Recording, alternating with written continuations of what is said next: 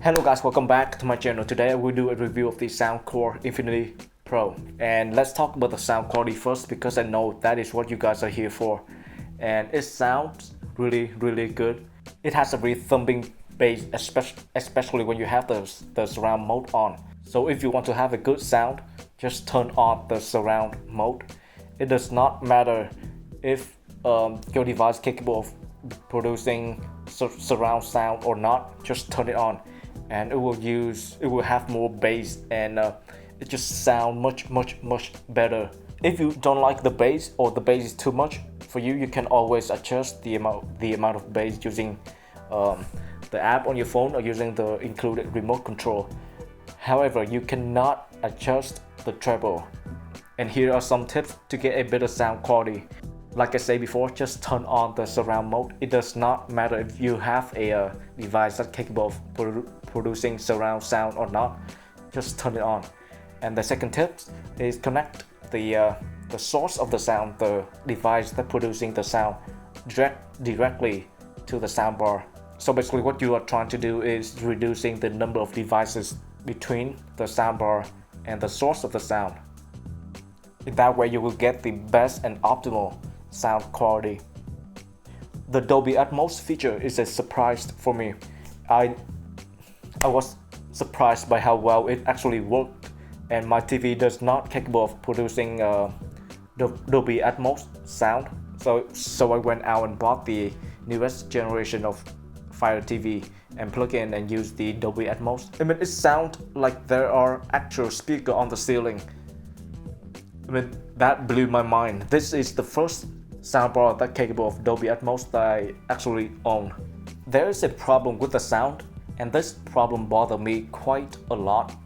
And so basically, the first few seconds in the video, it does not play any sound at all. When you skip forward or backward and press play again, it does not play any sound. And that happened on YouTube. Yes, I use Fire TV and I watch YouTube by using Firefox on Fire TV, and that happened to me. I talked to other people and some have this problem and some don't. But SoundCore is currently working on a software update that hopefully will fix this problem. Design. I like the design of this soundbar. It looks minimal, clean, and modern. And there's a slight curve at both ends of the soundbar. And the soundbar is covered with a mesh fabric, and it has capacitive buttons on top along with LED indicators and the SoundCore logo. From left to right, the buttons are power button, input switching button, Bluetooth button, and volume up and down buttons. And on the back you can find two HDMI holes, one USB hole, one auxiliary hole, one optical hole, and one power hole. So there are 6 holes total. One of the HDMI hole is the ARC hole, which means that when you connect the TV to the soundbar using that ARC hole, you will be able to control the volume of the soundbar using the TV's remote control.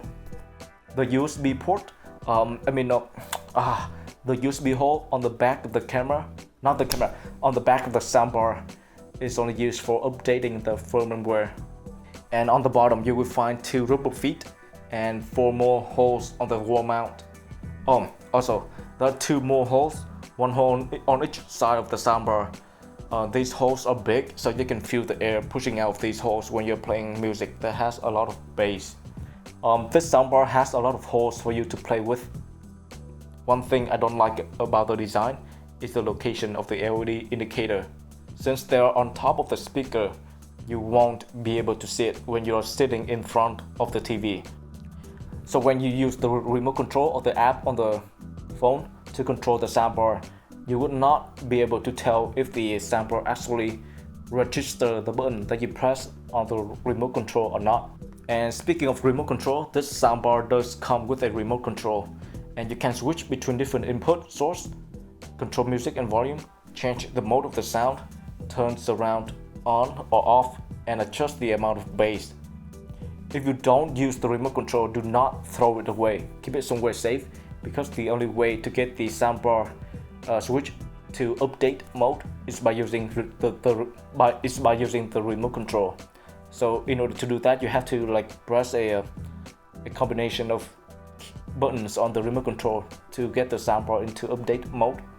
If you don't mind about the software update at all, you can throw the remote control away. There is also an app that you can use to control the speaker. This app can do everything that the remote control does except for getting the speaker into update mode. I don't like the app at all. It is not a good app. Every time you open the app, you have to keep swipe left multiple times and select the speaker that you want. And you have to make sure that the soundbar is connected to your phone via Bluetooth. And the app does not remember the previous speaker that it is connected to. So I would not recommend you to use the app, but it's a good backup if you happen to lose the remote control. Overall, this is a great soundbar. It has a good design, good sound quality. The mid and high are just a bit too much. It would be better if you can increase or decrease the treble. The Bluetooth connection is solid. I have no problem with that. The sound problem that I mentioned at the beginning of this video only happened to some people. I'm using a Fire TV and I have that problem. SoundCore is working on a firmware update to solve that problem. So that is it for this video. Thank you for watching and I will see you guys in the next one. Peace.